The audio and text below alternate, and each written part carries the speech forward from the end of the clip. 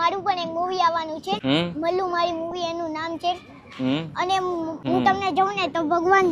મને લાગે કે તમે ભગવાન જ છો અરે ના મને પગે નહીં લાગવાનું